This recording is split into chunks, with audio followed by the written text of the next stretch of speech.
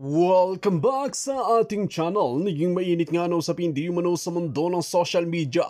Tila binasag na nga ni Vice President Sara Duterte ang kanyang katahimikan at buenaltahan nga ang mga tambaluslos na ito dahil sobra na ang kanilang ginagawa na paninira sa imahe nga ni Vice President Sara Duterte at talagang ginagamit nga di umano ang confidential fund na talagang kung titignan nga natin ay frame up ang nangyari dahil sinabi nga ni Castro at ni Romualdez na tila illegal nga ang kanyang ginawa.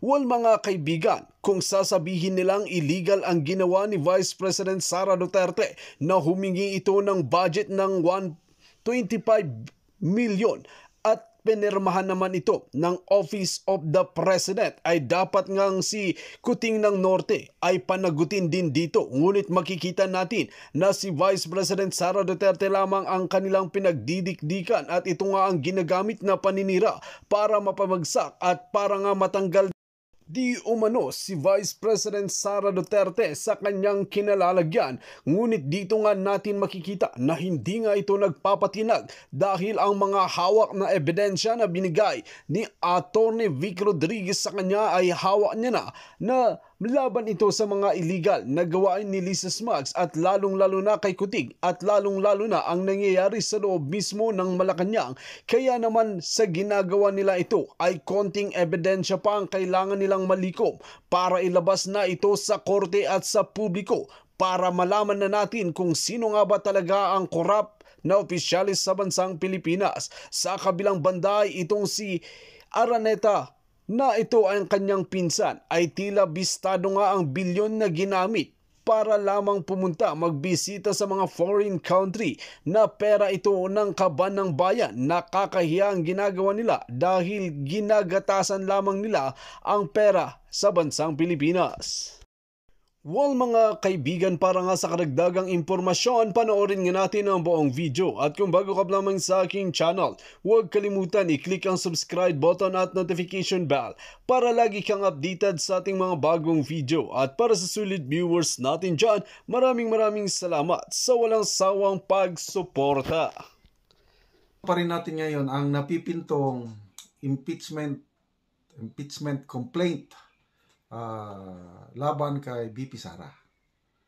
Okay, itong si Speaker Romualdez, nung nasa California pa sila, tinanong siya ng mainstream media tungkol sa impeachment and sabi niya, walang katotohanan, walang ganyan. Itong si Congressman Tulfo, ang Deputy Majority House Leader, tinanong din siya ng mainstream media, sinabi rin na walang basihan. Yan si Congresswoman Franz Castro, sinasabi rin na usap-usapan lang sa kanto-kanto. Nothing serious. The leadership is not involved. Okay? Kailang, huwag po tayong maniwala doon. Balat kayo, balat sibuyas, mga pagsisinungaling lahat. Paniwalaan natin ang ating BP Sara. May napanood akong short video niya. Hindi ko pwedeng ma-upload dahil may music. Baka ma-copyright ako. Sabi niya doon, gusto kong linawin, sabi niya, may nauna siyang statement na I still have the trust of the President. Nung tinanong tungkol sa impeachment, I still have the trust of the President. So, bakit? Anong basihan ni BP Sara na she still have the trust of the President? Ito. Bago naglarga ang presidente sa Amerika, tinanong ni BP Sara tungkol sa impeachment na yun. At ang sagot ng presidente, yes, I know about that impeachment. Yun ang sagot ng Pangulo. Okay, so very clear. Bago lumipad ang Pangulong Marcos sa California, tinanong mismo ni BP Sara, Senator Amy, okay, si Pangulong Marcos tungkol nga sa napababalitang impeachment. Kaya, again, bingo na naman si Maharlika. Kasi kininto yan ng kanyang puting ahas eh. So, bibig na mismo ng ating Vice Pangulo, tinanong niya tungkol sa impeachment. Anong sagot ng Pangulo? Yes, I know about that impeachment. So meron talaga. Kaya ito, lalo nating nakita ang pagkatao, karakter ba, nitong si Speaker Martin Romualdez at kanyang mga alalay, Tulfo Castro. Kasi sila yung narinig ko na wala. Sige, Speaker Romualdez, magsinungaling ka pa. Ang taong bayan, nagmamasid lang, kagalang-galang na speaker. Sabi mo, wala. Pinsan mo na, presidente mismo ang umamin na merong impeachment na binubuo. Again, tama na naman si Maharlika kasi puting ahas na report is ang lahat nito may kagustuhan ang First Lady Lisa Marcos. So, pagbalik ng Pangulo, press con kagad, isa sa tinanong yan tungkol sa impeachment. Anong statement ng Pangulo? Himay-himayin natin. Sabi niya, we don't want BP Sara to be impeached. She does not deserve to be impeached. So, yung mga ganong kataga, it means na may alam siya. Kasi, nung tinanong siya tungkol sa impeachment, kung wala siyang alam, sasabihin sana niya na, I don't know of any impeachment plan versus. Ganun sana. I'm sorry, wala akong alam. Diba? Ay yung kataga na we don't want her to be impeached. BP Sara does not deserve. Hindi siya karapat-dapat. Wala siyang nagawang kasalanan para i-impeach. Yan ang salita ng Pangulo. So, wag po tayong maniwala yung mga sinasabi ng kampo ni Tambanga. Wala. Mag-ingay po tayo, maghanda po tayo kasi meron. Wala. Meron. So, ang tanong, ang presidente, kasi sabi niya, we don't want her to be impeached. Kaya ba ng Pangulo na pigilan ang pinaplano ng mga congressman na mag-file ng impeachment complaint? Ano sa tingin niyo? Kaya ba niyang pigilan? Again, balik tayo sa puting ahas ni Maharlika. Sagot daw ni Presidente kay Senator Amy at BP Sara na, I'm sorry, wala akong magagawa. Siya yung kataga ng Presidente na sabi niya, we don't want her to be impeached. She does not deserve to be impeached. Save face lang para magmukha siyang tunay na kaibigan. Kasi kung sasabihin niya na yes, meron. So, ang next na anong gagawin niyo? So, para wala nang tanong is we don't want her to be impeached. Ganun na lang. Bakit niya sinabi kay Senator Amy at BP Sara na wala akong magagawa? Presidente ka, ikaw dapat ang most powerful man in the Philippines. Dahil presidente. Ang mas powerful lang, of course, ang Diyos. But after God, siya na, presidente. bakit niya sabihin na wala siyang magagawa? Again, ito from Maharlika. Dahil ang may kagustuhan ang First Lady Lisa. So ang tanong, sino ang mas powerful? Ang First Lady o ang Presidente? Oh. Ay, nako. Kaya sino ba yung mga... si Maharlika ulit. Sabi niya, Mrs. President. Tapos, first gentleman si BBM. Yan na po ang problema sa ating bansa. Yung perception pa naman lang ito. Ako, perception ko lang ito. Opinion, analysis, wala akong facts. Perception ko lang na may mga panahon na nakikialam ang unang ginang at siya ang nasusunod. Perception ko lang yun. Example lang ito. Yung appointment ni Attorney Vic Rodriguez nung natanggal na siya na ligwak na executive secretary. In-appoint kaagad ni President Marcos na Chief of Staff, Presidential Chief of Staff dahil pwede yun. Marami na ang presidente na nagkaroon ng Chief of Staff. Pwede. Lumalabas. Yun. Pirmado na yung appointment paper. Maalala ko ulit si Mike Abe. Sabi niya, nakita ko yung appointment paper. Pirmado. Anong nangyari? Bakit biglang nawala? Bakit hindi natuloy na mag-Chief of Staff si Attorney Vic Rodriguez? Biglang nawala. So ako rin nung una, bakit kaya?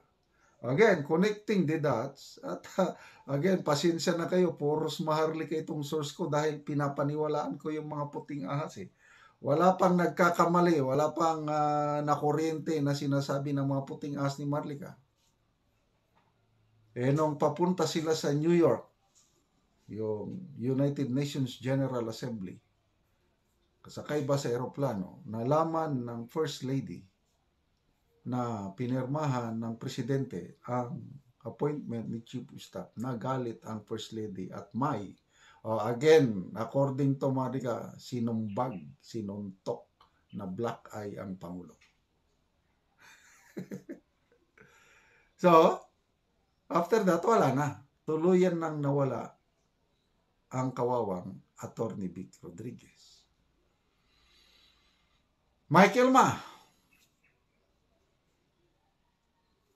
Grabe, pinapatawag ng both houses of Congress dahil sa alleged involvement sa smuggling. Hindi nagpakita. Walang natuloy na wala talaga, as in wala. Then later on, again, Maharlika nagpakita ng video. Naku, very close. Si Attorney Lisa Marcos pa noon at saka si Michael Ma, talagang very best friends talaga. Then mamaya, biglang na-appoint na special envoy to China. Ito, mga haka-haka lang na. Bakit siya na-appoint? Baka yun ang gusto ni Attorney First Lady Lisa. Kasi yung video na ipinakita ni Maharlika sa loob ng Chinese Embassy, mayroong okasyon doon, si First Lady Lisa ang parang guest speaker, siyang magsasalita. Nako, dito sila na booking, biglang in-introduce. Okay, introducing the Presidential Special Envoy to China, Michael Ma. Tayo naman si Michael Ma. Ganun. Nandun si First Lady. So again, these are opinions, analysis na nagpapakita na, to me, I hope I am wrong, na napakalakas ang influensya ni First Lady Lisa sa pamamalakad sa gobyerno. Umaasa ako, para hindi magkagulo ang bansa, na sana hindi matuloy ang impeachment ni VP Sara. Sana ang presidente tatayo siya as lalaki sa lalaki. No impeachment! Pag may sumigaw sa kanyang sisigawan din niya na yan, pakita niya ang tunay na presidente. Kaya lang, I don't know kung anong mangyari. Bantayan na lang natin. Kasi talagang gustong-gusto ng mga Makabayan Black with the blessing of Speaker Romualdez na ma-impeach ang ating VP Sara. Mga kapwa ko DDS, huwag tayong patulog-tulog sa pansitan, mag-ingay, magbantay tayo palagi para hindi nila magawa yung mga gusto nila gawin. Secretary na pinsan is naka 16 trips abroad na. So halos lumamang lang ng isang biyahe itong si First Lady Lisa. Grabe. So, nalaman natin ito noong budget deliberation ng DENR. Okay, ang nagbulgar nito, ito si Senator Raffy Tulfo. Kahit binabatikos ko itong si Tulfo dahil sa mga hindi magandang ginagawa niya, yung pinipili ang tinutulungan, yung grabing wala siyang respeto sa mga nirereklamo sa kanya. Ito, pupurihin natin. So, kung sino ang dapat purihin natin, ito. Pasalamatan natin si Raffy Tulfo dahil siya ang nag-expose nito eh. Nalaman ito ni Senator Tulfo dahil mismo mga kawani ng DENR na ang nagreklamo. Tingnan nyo dyan. Kaya mabuti talaga ngayon na may social media niya, madali nang mag-communicate. Taga DENR na mismo. So, ibig sabihin, accurate kasi, insider story from different regions ng ating bansa, DENR offices, sila ang nagpadala ng reklamo kay Senator Raffy Tulfo. Kaya nalaman sa budget deliberation. Grabe. So, ito ang tanong ni Senator Tulfo kay DENR Secretary.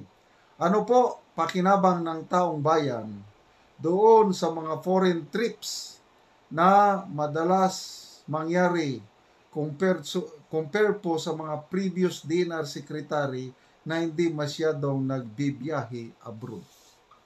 Tama nga naman. Ano bang kuwan ng DENR? Pangalagaan mo lang ang kalikasan. Magtanim ng puno. Okay, kung Department of Foreign Affairs, yan, pwede yan. Travel ka abroad. DND, pwede yan. Ano pa?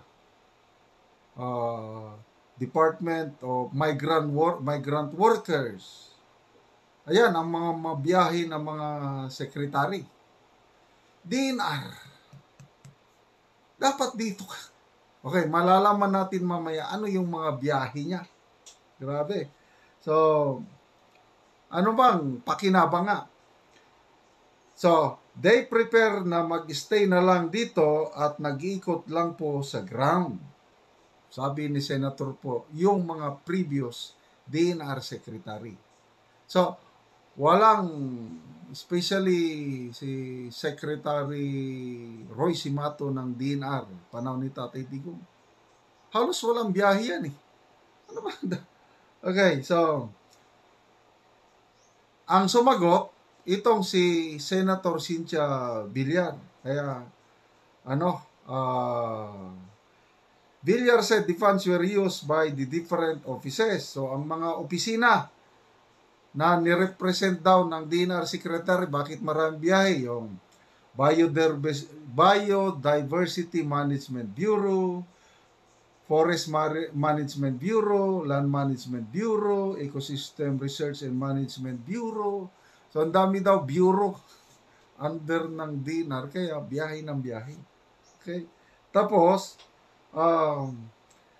ito daw biyahe ng DENR Secretary, mismong presence daw ng DENR Secretary ang hinihiling ng mga nagre-request, yung mga international gatherings. Tapos, ito ang masakit.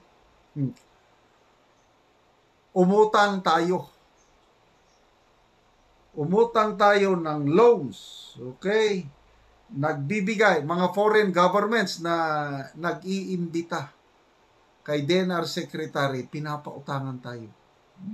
Nagbigay sila sa atin ng funds, ng loans for these kinds of projects. Abe!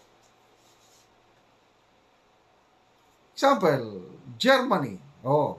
Mayroong climate change conference dito. Ito, utang. Okay. Yan, dyan mo kukunin ang gastos mo pagpunta dito. Ganon ang nangyari. Anong klaseng?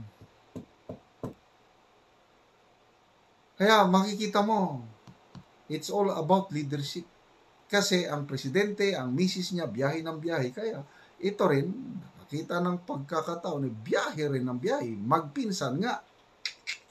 Pinapautangan ta. Okay. Disaster resilience. Ito na, yung mga biyahe. Yung mga inatinan ng DENR Secretary, United Nations Asia Pacific Ministerial Conference for Disaster Risk Reduction, UN Framework on Climate Change, UN Diversity Conference in Montreal, UN Water Conference on Sustainable Development in New York, UN High-Level Meeting on Midterm Review of Sendai Framework. Tapos, ang mga iba pang bansa, maliban dito nagbiyahe rin ang DENR Secretary sa Japan, sa Washington DC, sa Dubai, Abu Dhabi as well. Hanggang December 2023, marami pang naka-schedule na foreign trips nitong ating DENR Secretary. Grabe! So, this year alone, sabi ni Secretary, Senator Tulfo, umabot 14 times yung kanyang foreign trips. Hindi pa kasama last year. Tapos, ginagamit ang kanyang diplomatic passport. Okay. So, ang sumasagot sa mga tanong, itong si Senator Villar. Si DENR Secretary nasa likod, binubulungan lang niya, dinidiktahan niya si Senator Villar. Walang kalam-alam itong Villar na ito. Tapos ito, challenge ni Senator Tulfo, itong DENR Secretary, na mag-oath, put under oath ang kanyang mga sinasabi. Ayaw niya. What does it mean? Ayaw niyang magganon. I swear nothing but tell the truth. Ayaw. Ay nagsisinungaling. Tapos, ito na ang mga mainstream media. Nag-follow up, interview, comment, or tahimik ang DENR Secretary. Ayaw magbigay ng comment o paliwanag. Ano sa tingin nyo? Anong ibig sabihin nun? Bakit ayaw magsalita? Ay di, takot, ayaw mabulgar. Kasi booking. Ganito po ang gobyerno natin ngayon. Walang pakialam sa atin. Kahit billions of pesos ang gastusin nila kasi like leader, no? Presidente, grabing biyahe. Ilan ang kanyang foreign travel expenses? For 2024, if I'm not mistaken, 1.4 billion pesos ang foreign travel expenses ng presidenteng ito kasama ang First Lady. No wonder, ito, pinsan, kakaroon ng pagkakataon, umutang ng loan para gastusin niya sa kanyang foreign travel. At grabe, 1.1 billion pesos talagang. So mga kaibigan, lalo tayong mag-ingay, lalo tayong magre-reklamo kasi tama na, sobra na itong ginagawa nila na pang-aapi sa mga nasa laylayan. Salamat ulit kay Senator Tulfo. Dito nga dahil sa natin inyong makikita mga pagdududa. kaibigan kung gaano nga karumal-dumal ang ginagawa nga di umano ng mga pulpolitiko na ito para lamang patumbain si Vice President Sara Duterte. Ngunit hindi nga ito nagpapatinag sa mga korap na opisyalis na ito dahil paninindigan niya ang kanyang sinumpaang tungkulin na ayusin ang bansang Pilipinas. Sana nga banat pa ng maraming netizen na siya na lang ang tumakbong pangulo para tinuloy pa ang ginagawa ni former President Rodrigo Duterte at hindi na tayo naghihirap at hindi na bumalik ang mga pulburon at mga Mary Jane na sumisira sa buhay ng mga kabataan. Mga kaibigan, kung kayo ang tatanungin ano ang inyong mga opinyon, just comment below sa ating comment section at ating pag-uusapan.